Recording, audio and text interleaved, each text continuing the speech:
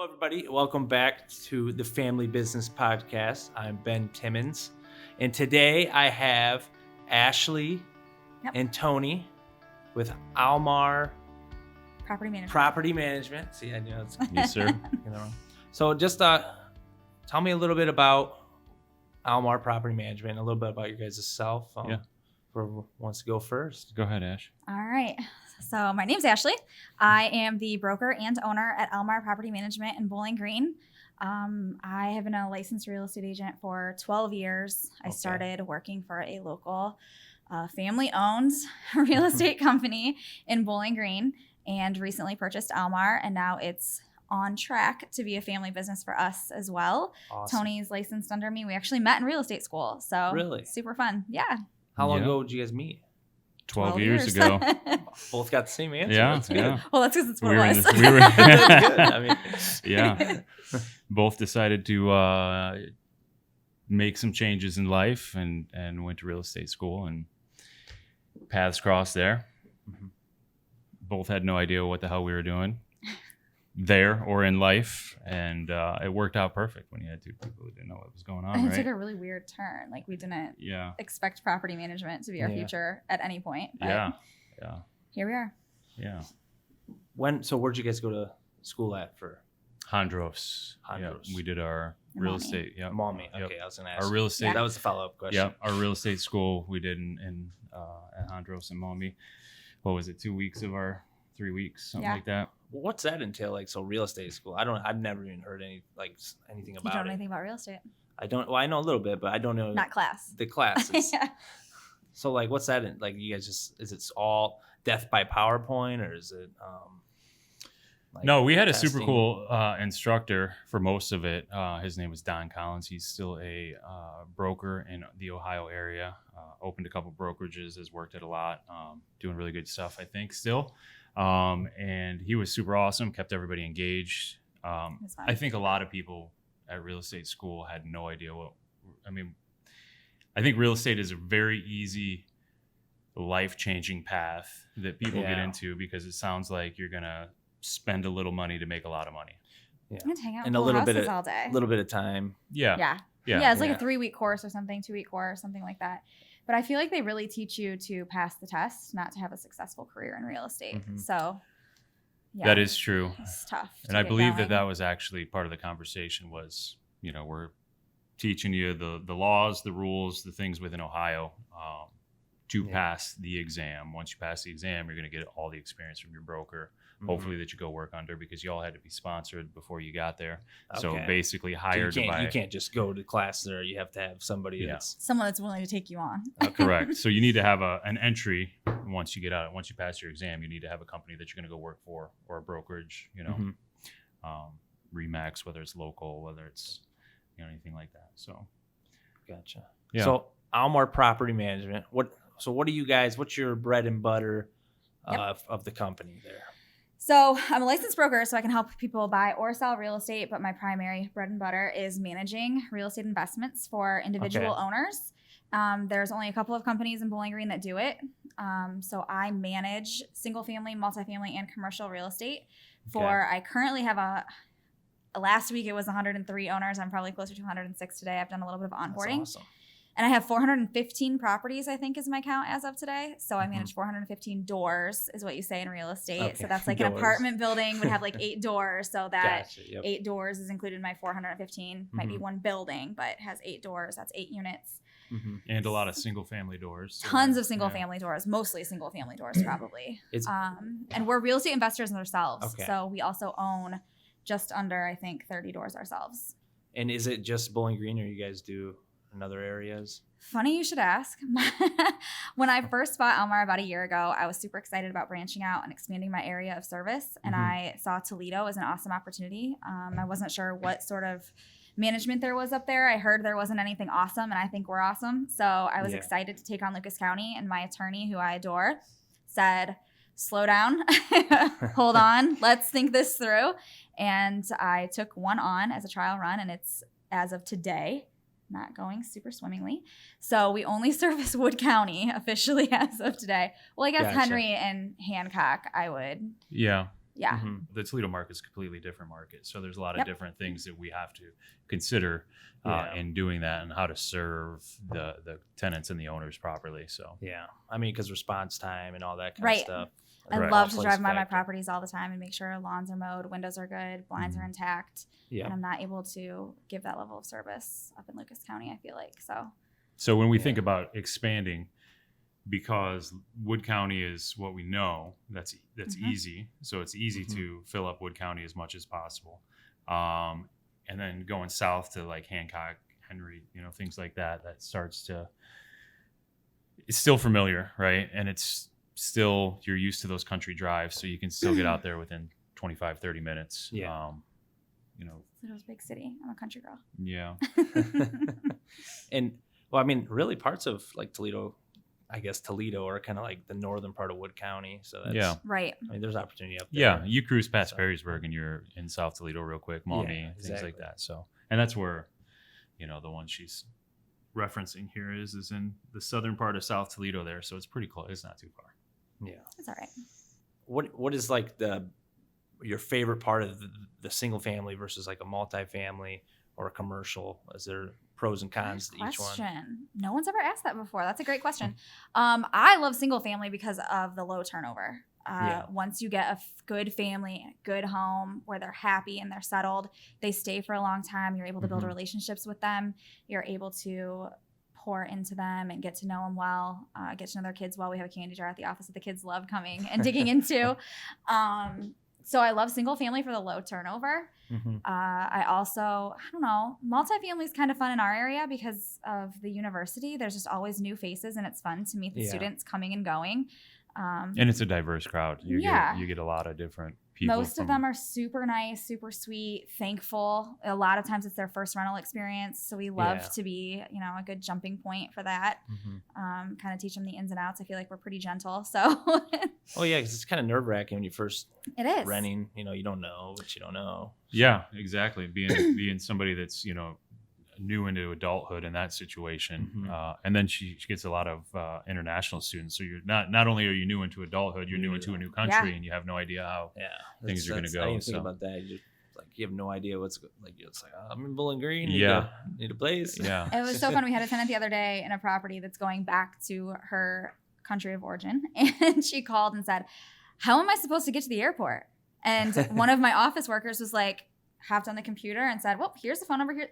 And I said, "What? Are we a concierge service now? Yeah. What are you doing?" But it was so sweet. And like, that's Yeah. great that Yeah. awesome that she was able to help the girl out because she had no idea how she was going to get home at the end of her lease. So it was Yeah. cute that she was able to help her out and offer that good service. Going above and beyond. Yes. Can't go wrong there. That's really above and beyond. That really is. What is how do you appeal to someone like if I own some property in BG, like what's your pitch to them to rent or to manage it for them? Yeah, I think that it's different based on the situation. Mhm. The easiest way to explain it is when you're tired, when you have that rental property that maybe that you purchased was your first home, you graduated, you moved up, Yeah. you got your second home maybe with your family, and you didn't know what to do, and it got stuck being a rental, or Yep. somebody in the family passed away and left a home to another family member, and they get, what do we do? Do we offload it or do we rent it? That's the easiest way to explain it to somebody is when you're tired of fixing leaky toilets in the middle of the night and getting those phone calls, give us a call. But I think it goes even further than that because we're able to, a lot of people right now it's hot for millennials and things like that to get into the real estate rental market. Yeah, it's in everybody's Instagram. Yeah, exactly. It's all Investor. over. TikTok. Yeah. So, but we make it passive completely. So those people that do want a couple, she's got a lot of out of town investors that will call and have never been to Bowling Green.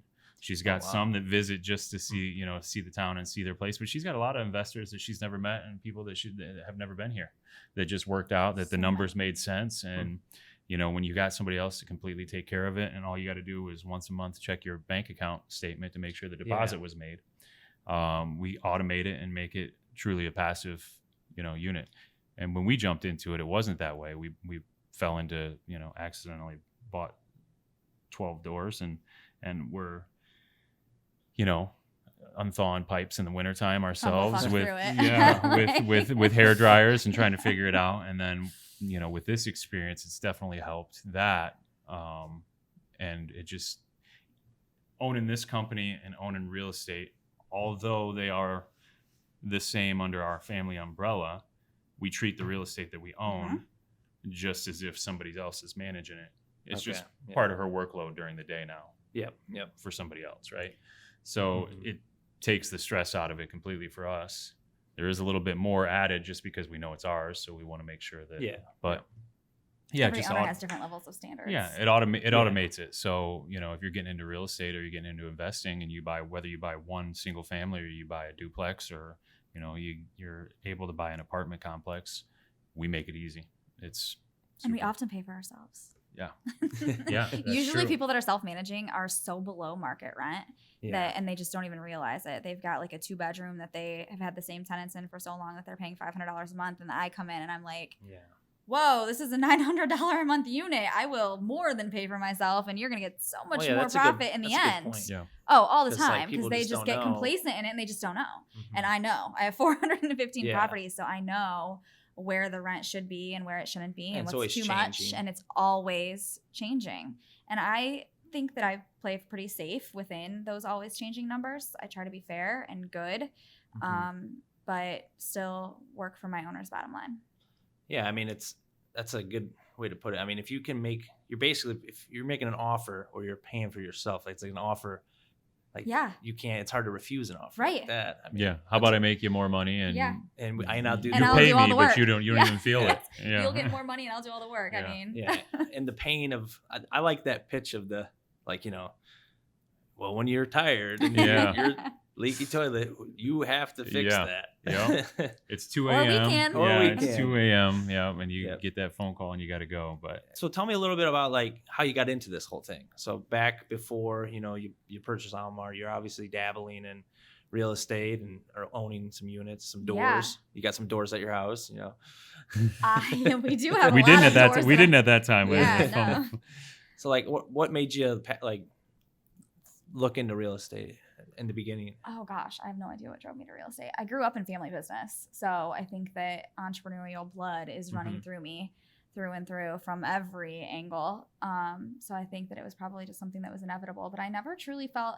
I have kids, and I feel like being a mom was truly my one true calling in life. He worked his tail off for the first 10 years of our relationship, so I could stay home and raise the kids. I was still active in real estate, did referrals. I did a little bit of selling for the first 5 or 6 years probably, but then took a step back and really focused on the kids and the family. And then this, honestly, like COVID happened, and the previous owner of the company, there were some personal things going on that she couldn't be in the office as often, and you're required to have a legal or a licensed person in the office. Okay. And I was her backup licensed person because I was home with the kids, not doing much. So she called and she said, hey, I need some help. And I was like, great, the kids are homeschooling because of COVID. So lucky for you, I'm available. And then like it truly, we were actually just, a deal went south when I was selling that really just broke my spirit for sales. Grinded your gears. It was it just crushed me. And I was like, I'm done. I'm not selling anymore. This is I can't do this anymore.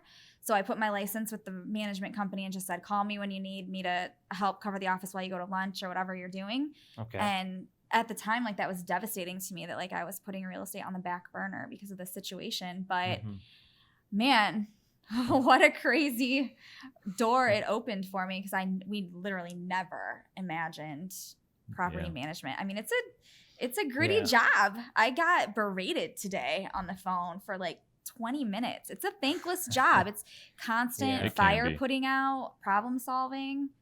And not always, sorry. It can be. Today was a hard day, so you're getting me at the end of a hard day, but it can be rewarding too, I suppose. I can definitely see how it's a thankless job. I'm a landlord. Who likes a landlord? Yeah, everybody, you're like, them guys and Almar, you know. It's awful. I mean, I can see how it could be like that for sure. It's tough, so give us a 5-star review. It's hard. But that's, you know, when we took over the company, when, you know, when she came to us and first hit us with this idea, like, hey. Such a joke. We were like.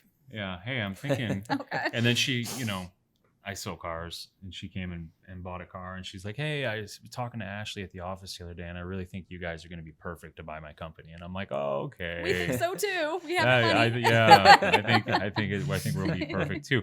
But we kind of started kicking it around. We didn't want to get our hopes up because, things can happen.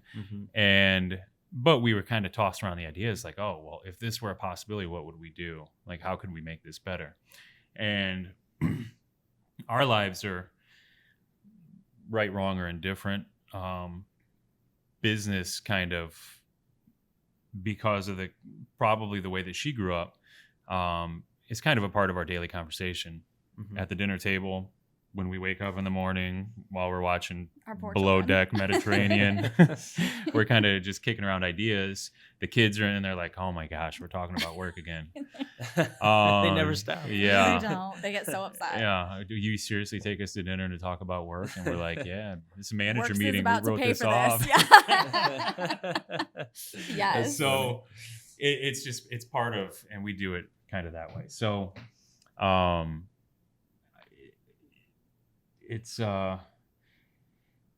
it's one of those things that we thought about, like, well, what can we do different? And it was just simple things. Add a little bit of technology, add a little bit of grace and customer service, right? Just tiny bits that we didn't think, oh, we could tweak that a little bit. We could tweak that a little bit. But it was our main focus to get in there and kind of change. Not that the business had a bad reputation, but it's, landlords are landlords, and sometimes they catch a rep that they don't deserve, and negativity spreads a lot faster than a good experience. Yeah, for sure. So, and we're not even the landlord. I mean, we're managing for the owner, and the owners aren't leaving me 5-star reviews about how awesome I am going out to bat for them. It's the tenants that are tearing me up occasionally, but I maintain a pretty good. Yeah, but that was our focus. Was how can it kills me. Yeah, she gets emotionally involved. I get so upset. But that was our focus. How can we tweak this just a little bit? And in just a few small things, like the trajectory has completely changed.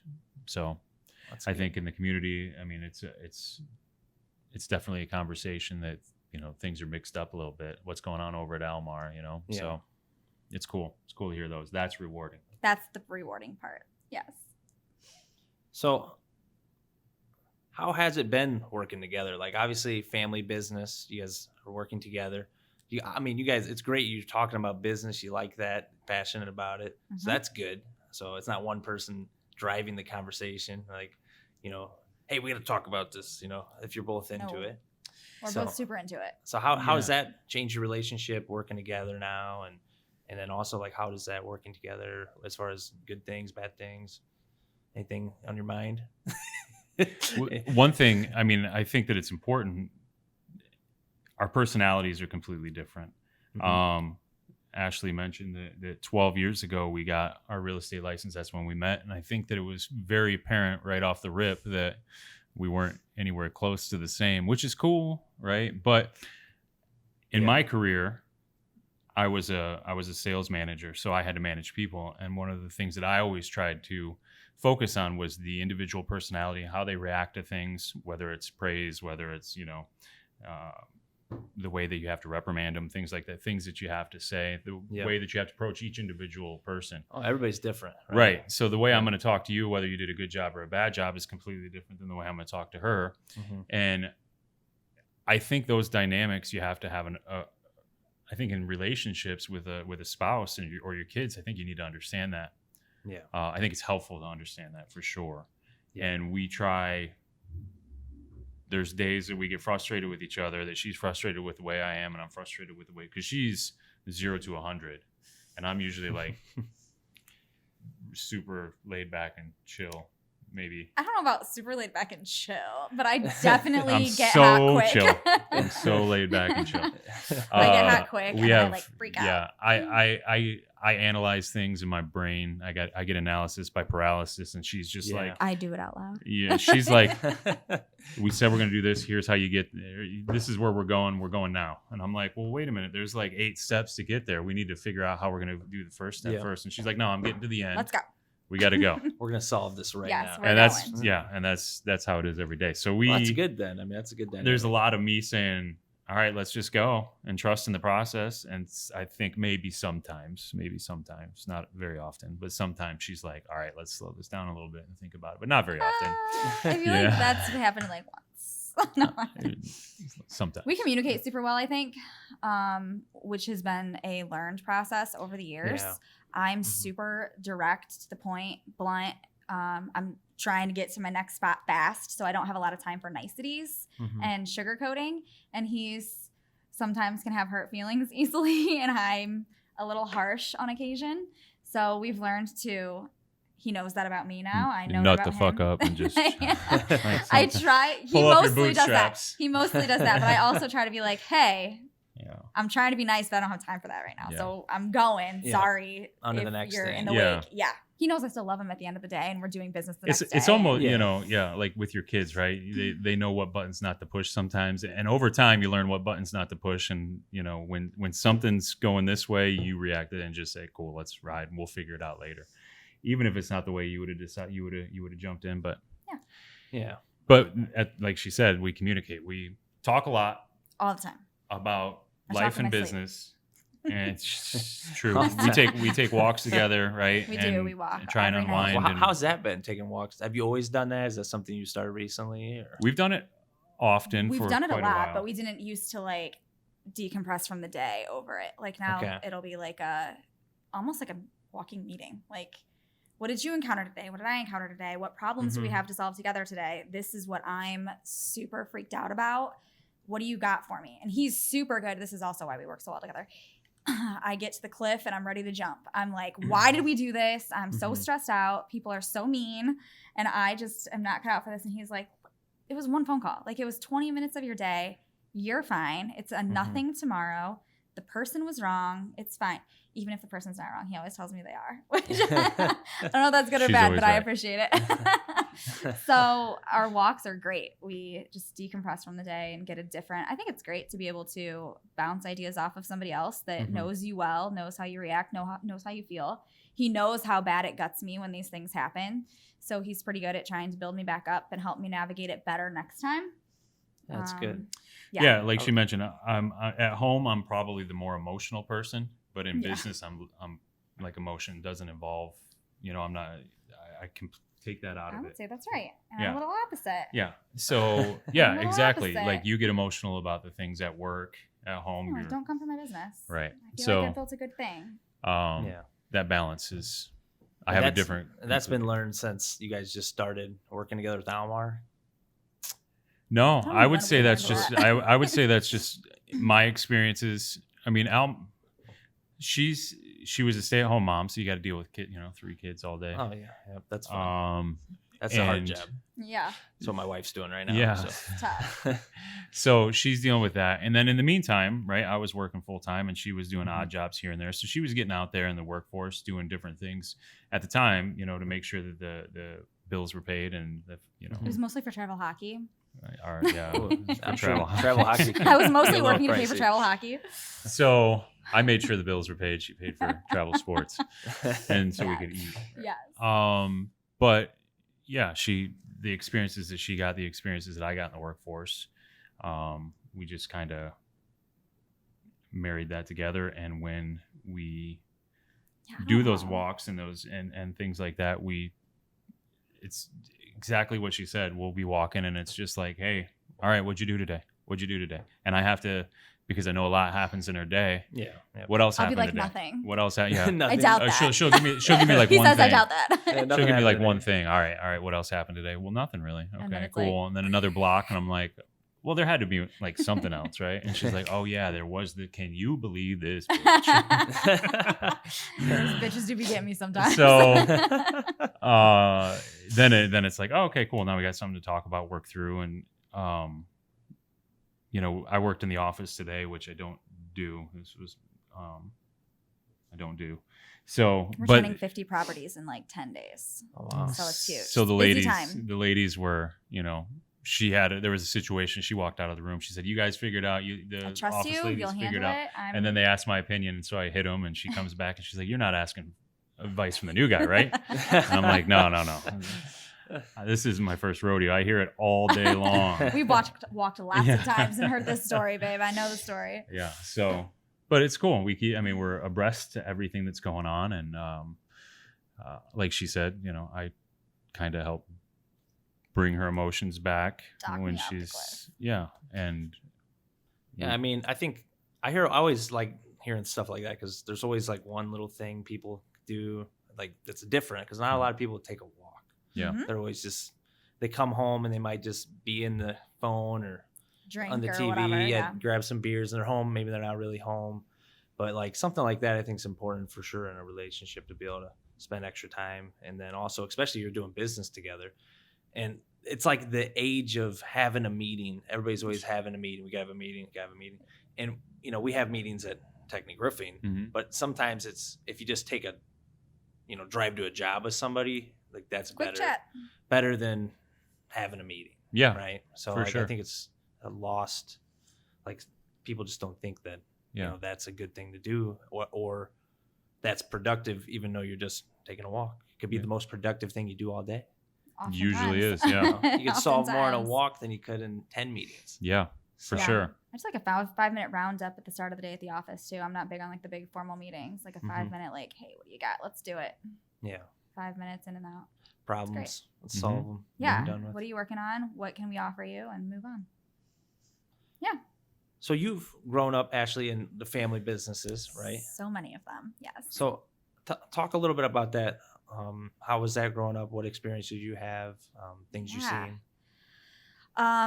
So many family businesses. So my maternal grandfather owned BG Quality Motors, which is now Halleck Auto Sales. Okay. So he owned a car lot. I spent snow days there when my mom had to go to work and I had to have somewhere to go. He was kind of a one-man show from what I remember. He had a guy in there that sold garage doors, and then he was the only guy. He might have had 1 or 2 sales guys, but it was a pretty casual atmosphere from what I recall. He also owned a farm, and the farm was a family business. I didn't realize it at the time. I just thought that's what you did at the farm. But he was like, well, I'm sure like you guys like helped. And I said, yeah, I held things and corralled hogs and pigs, and my grandma held them while things happened. And yeah, it was a family business. We stacked hay and all that jazz. So that was a family business. Didn't realize everybody didn't stack hay and stuff at the time. Yeah, I just thought, well, they had a pool. So we would go Saturdays at the pool, but we would corral hogs first. And I just thought that was the pre-pool party. Entry, that was the entry to the pool. Yes. Get my ticket. It was fun. I'm out at the barn. I'm like hanging. I would bring friends. It was great. I don't know. I thought it was normal. My great aunt owned the French Knot, which is now H&R Block, downtown Bowling Green. My family still owns the building. So I grew up going to art classes there, and my great cousin, I guess it would be, taught art classes and worked there as well. So they were involved in that. There was that family business, and then her sister, so my grandma, owned Collegiate Connection at 531 Ridge Street over by campus. We sold sorority, fraternity, and BGSU apparel and such. I have the most experience with that family business. I grew up working there. I worked there all through high school, all through college. I was slated to take it over, and then had a baby instead. So life took a little bit of a derail and got me off track for that. Which looking back again, like it's great. It's probably exactly what was supposed to happen. That business is no longer a business. The internet made that hard, I think. I think so, yeah. It's commoditized, that kind of stuff. But I spent time with my grandparents. We went on cruises for like conferences and stuff. Went to Atlanta trade shows. And my grandma and grandpa, paternal, worked together in that business. My grandpa worked in the back sewing the letters. My grandma was up front running the cash register and the money and stuff like that. So I grew up watching the dynamic of a husband and wife working together, and they did it. They certainly didn't always get along, but not all the time. No, not all the time. So I think I had a really realistic expectation of it. I mean, they would go home upset with each other sometimes. And we, again, excellent communication. Like, we are super open with my concerns with him working at Almar and his concerns with just how everything is going to go and how it's going to fit, how it's going to affect my staff.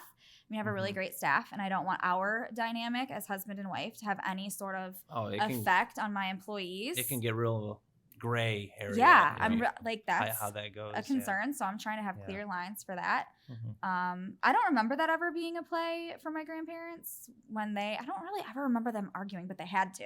Like, I know things went wrong and I know they were expensive mistakes. Mm-hmm. So there had to be problems, but my dad has owned lots of businesses. I've been mildly involved in a couple of them. Like we mentioned, we successfully ran a bar into the ground once. That was a family business that we were excited to be a part of, and it didn't turn out how we had hoped. We've had lots of learning experiences. Mm-hmm. So, I mean, I really do have just entrepreneurial blood, I think. Yep. So many businesses that I've grown up in. So you worked with your dad for how many years did you work My with dad? your dad? Yeah, your dad. Yeah. Well, he still is involved in one of our investment properties.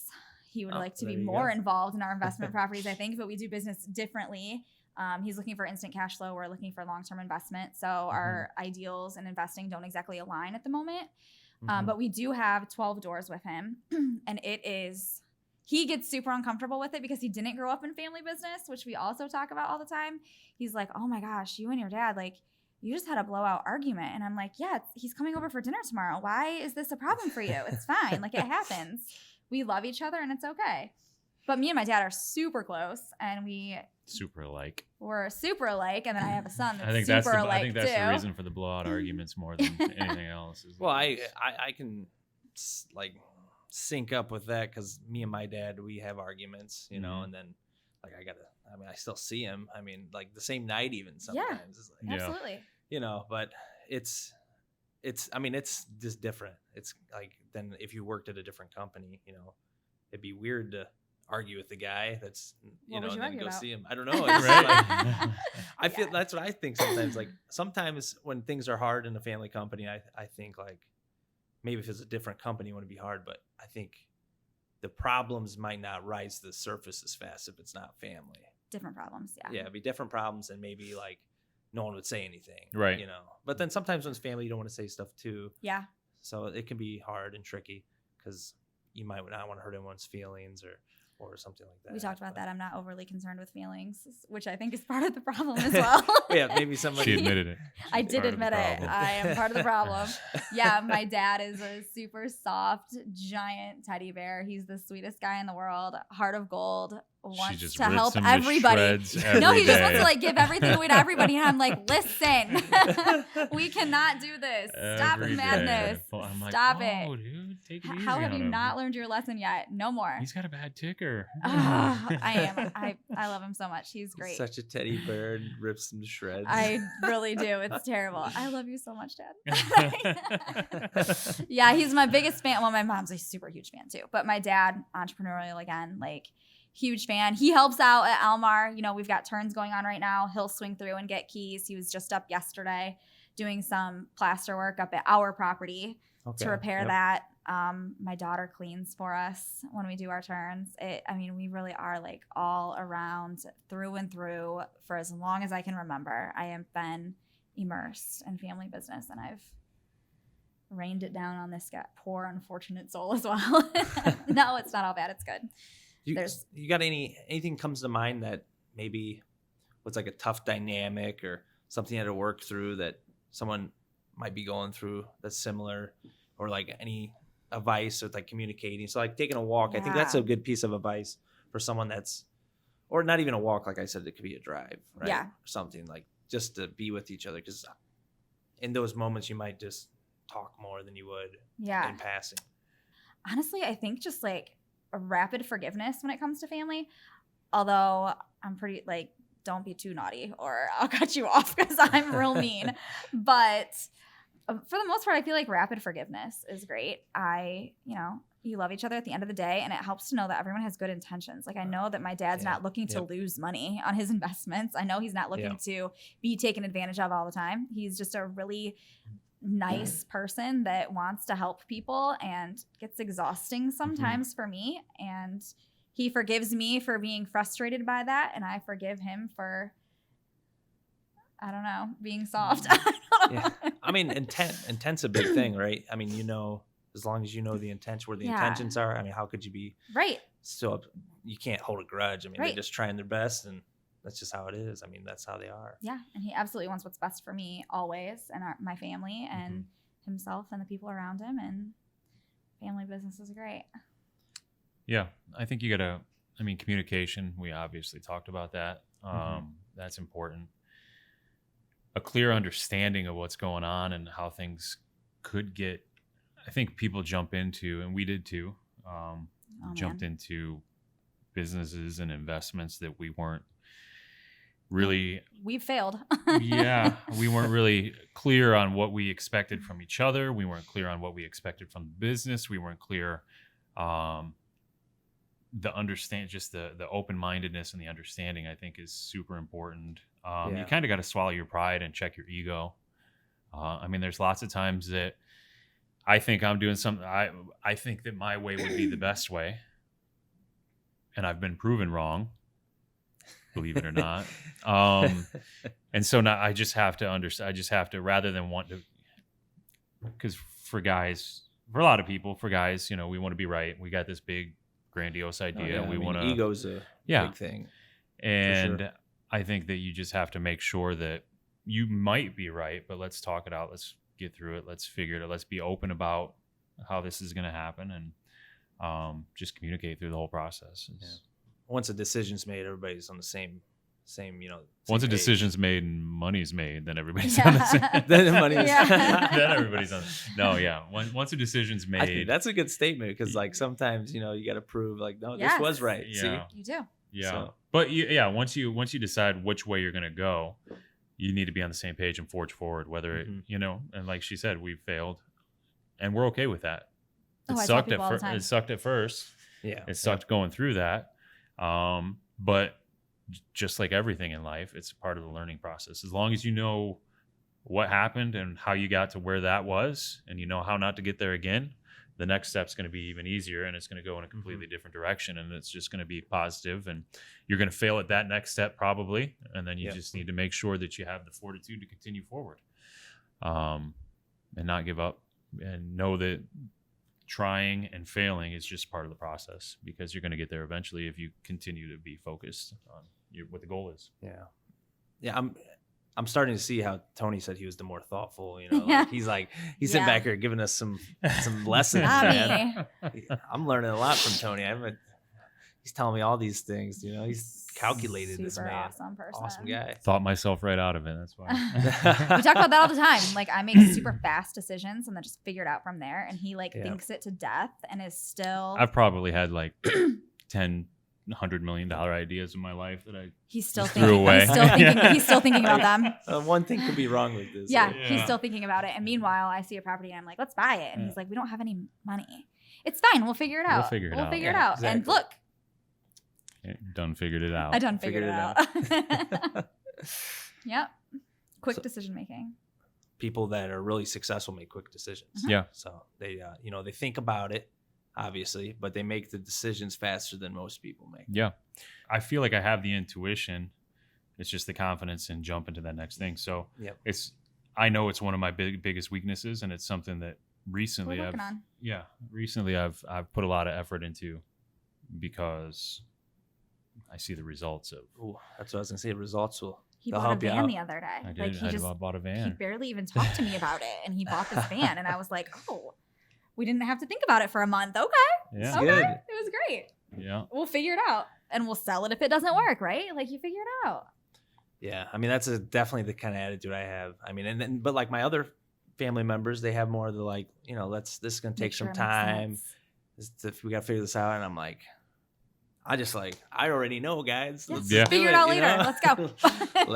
let's hire the guy. Let's do this, So, but like, it's good to have the balance too. I think that's really important. There is good balance. Because except he slows me down. Probably true. Balance is super good. I could have made some pretty reckless decisions if he wasn't around to say, hold on. For sure. It's good to have that balance. So looking forward for you guys, what's like the 5-year, 10-year vision for Almar? Like, what's the ideal place for you to be? I mean, do you have other ambitions, different types of industries you want to get into, anything like that on the radar? I don't want to roll anyone under the bus, so you can answer this one.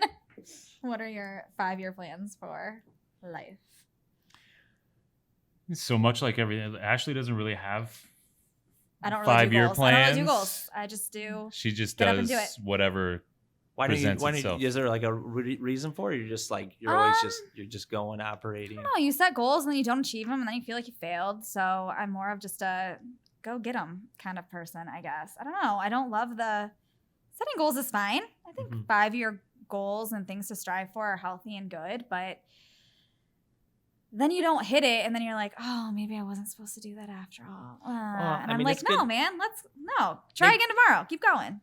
Well, it could just be some people, they get overly ambitious, but that's good. Like you want to have big goals. I mean, big goals are great. You don't want to think small, right?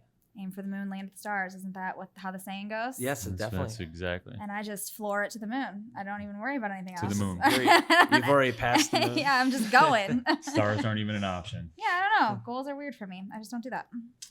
Yeah. So she just approaches the day and tackles it and hopes for the best. But yeah. It's like a bulldog mentality. Wing it and hope for the best. But there are also so many curveballs during a day that when we do sit down and try and develop goals for the business, let's say we try and get on the same page, the very next day it seems like something comes up and there's a monkey wrench thrown in it so big that we have to pivot anyways. Yeah. Cool. Like we super wanted to expand into Lucas County. Like that was on our long-term ideas list. I do have a dream board. It's not a goal board, it's a dream board. But Lucas County, like expanding was part of it, and I don't want to do that anymore. Like I simply changed my mind, and I don't want to feel like I failed because. But you just learned a new information. And now you're like, well, this isn't a good decision. Yeah. So I mean, I want to say that's not achieving your goal. That's just like, I just didn't know this. That goal is terrible. I'm taking it off of my board now. We'll turn around and go south. Yeah. Yeah. So I think we just pivot. We have to pivot a lot. Because of the nature of our business and because we deal with so many different vendors and things like that, we see lots of different opportunity within the scope of what we deal with on a daily basis that we feel like eventually we would be able to better serve our clients, the owners, and our customers, the tenants, better by bringing that in-house. So there's a lot of different, in-house. Well, makes sense. Yeah. I mean, maintenance and that's only the natural progression of a company like your guys' selves. Right. Yeah. It just presents itself every day. I mean, because we work with a lot of property management companies, being roofing. Some are we don't want to be roofers. Some are we'll still use you. We're not roofing anything. I could see you don't want to get into that. But they're multi-state. They got place. I mean, tons and tons of places these people own, and they have in-house a lot of stuff, but they do still have vendors. I mean, obviously you need help, and you could have a vendor for the same thing you do in-house, but you just need extra help on a property. It doesn't mean you don't use them. Yeah. Two furnaces go out in the same day, and you got one guy. I mean, and it's minus 20 in Ohio, so you need two. Yeah, you got to better serve your customers. I think that's definitely a natural progression of your company. Yeah, so that's probably I would say our 5-year plan is to get, our sales maybe. Yeah, and it's just in-house. We don't plan to ever have signs in yards or anything like that, but being able to offer selling and buying services to my investors, I mean, what a dream. I look back to the days that I was in real estate. I have 106, I think I said is what I think I'm at today. 106 investors at my fingertips that I'm not even tapping into in terms of, do they want to buy? Do they want to sell? I have an idea of who wants what, but there's not really anything on the market at the moment. But being able to tap into that and offer sales in-house to my current owners and potentially my tenants. I mean, eventually tenants want to be homeowners too, and helping them achieve those dreams and goals would be, that would be, Well, yeah, you have the market. Rewarding. the market's right there for you. Yeah. I mean, I have all of these buyers and sellers at my fingertips. So and these people already trust you to. Yeah. They know you, they trust you. They're already, they're hands off already. I mean, it's a good service to offer. And they're investors. They're looking to buy and sell all the time. That's their thing. Clearly, they're with us. So, and she's already closed a lot of deals that way, just accidentally pairing people up. Like, hey, I heard hey, you stopped by and you mentioned you're looking at duplexes. I got a guy that's interested, and he's like, oh yeah, let's go look at him. Can we look at him tomorrow? And it's like, oh sure. And then she accidentally sets up I think $10 I'm probably million close to I think I'm probably close to $3 or $4 million in sales this year, like literally without trying. More than she sold combined. Never even came close to that in the 6 years I sold real estate. Yeah, all about that them relationships that you Yeah. guys Yeah. have. Yeah, just having the networking set up, right? Knowing, and like she said, knowing who wants what, and pairing the right people together. And the more people that you help achieve their goals, the more you're going to. Sounds like Ashley's a connector. She's the There you connector. Connecting That's people. true. They say like there's like the degrees, like everybody's 5 degrees away from someone, but Yeah. really it's Kevin Bacon specifically. yeah, Kevin Bacon. Yes. But then like also I've heard like everybody's a lot further away than they think. It's just most people know the same person that knows like So there's you're like only really two? yeah, you really only it's just like one guy is connecting so many people to Kevin Gotcha. Bacon. And then the guy above him connects a lot of guys like him or gal, of course, that connects people to Kevin Bacon. So like there's Sounds one, like a pyramid scheme. Yeah. Sounds like, and then up at the top is Kevin Bacon. And Yeah. he's selling stuff. But then to there's these Kevin people. Bacon. I don't feel like he's maximizing his opportunity there, No, but yeah, he should maybe. You could definitely do some MLM marketing. Yeah, he stuff. should. For sure. Get himself some Scentsy. You're the connector. You're the connector. How do you know Kevin Bacon? I probably do. I I just need bet. to put some feelers out there. Yeah, you probably do. I You know? probably do. I'm going to look into that. Podcast number 2 with Tony and Ashley. I'm going to let you know how I know Kevin Bacon. Yeah. Anything that's worked good for you here recently, or it could be just like something you just got into, like even like a show or anything that you guys are your interest, new interest or anything like that you're into right now. Well, I think that first of all, Super into work. for me personally, getting back into physical fitness, first of all, for me has been, once you turn 40, those days are behind you. You feel like sometimes, and the dad bod they're trying to glamorize that, and you're like, Everybody "Oh, tries to yeah, make it awesome, I have right? the dad bod. But I think there's a lot of things that were lost in the time that I was fit into the time that I wasn't. Not just in my own physical fitness, but just in my mental fitness. And for me, I've always been a person that tries to read a lot, tries to listen to books a lot, listens to a lot of podcasts, trying to always suck in information to think about, because like I said, I don't do anything with that information. I just think about it a lot. But I'm always trying to learn at every opportunity that I can. And any job that I've done, I've always tried to, whether it was sales or this or that. But I think for me recently, I realized that my mind is a lot clearer to be able to tackle all these different things, to be able to communicate properly, to be able to get out there and take problems head on like Ashley does. By that just regimen of waking up in the morning and going to the gym, and it sucks and I hate it and it's hard. But in those moments, I just try and tell myself I'm going to be better in a couple minutes, right? Yep. So like They're like 40 minutes long. Those workouts are. It's not a couple of minutes. Yeah, but they're very hard. I feel like I try and tell myself in that situation, if I can push through this, I can push through anything, right? I'm not a Navy SEAL or anything like that, but those guys can clearly do. Not sure where they're at. But I'm sure that they have the same thought process, right? If Yeah. I can just get through this 10 minutes in 50-degree water, I can get through anything. So I think incrementally break it up. Right. Think about it like that. So like I've been trying to get back to that in me personally, to just shore up, because my mind does move a lot. And I think that by doing that, I'm a lot clearer, and a lot more. I wear out all my nervous energy in the day real early. I better go tomorrow. And then, I'm prepared after that. Everything after that is easy. You just worked out real hard, so now nothing else can be that hard, right? Yeah, exactly. That's a good way to put it. Yeah. I hear a lot of people say like that's why they started working out, and also like, a lot of people, I feel like self-limit themselves on what they can make. They cap themselves because they think they're only worth that much, right? Mhm. And some people I've talked to that started working out, like they started making more money, Mm-hmm. and Productive. I think it's because they feel like they're worth more now, Mm-hmm. because like their self-worth, they feel like they're worth more, and then they go out and they make more money. Right. So I mean, not that you start working out, you're gonna make more money, but for some people, I think it's a big like breakthrough. I think there's a big correlation. I mean, just Yeah. in confidence and things Mhm. like that. And like I said, once you've conquered something at 6 a.m., I mean, 7 a.m.'s a breeze, Yeah. right? 8 a.m. is your oyster. Yeah, that's right. So, yeah, I think the confidence that you can get just from knowing that you accomplished something, whether it's the way you look or you feel you look, or the way you feel, or just knowing that you just carried some heavy shit for a long period of time, and nobody else did that this morning.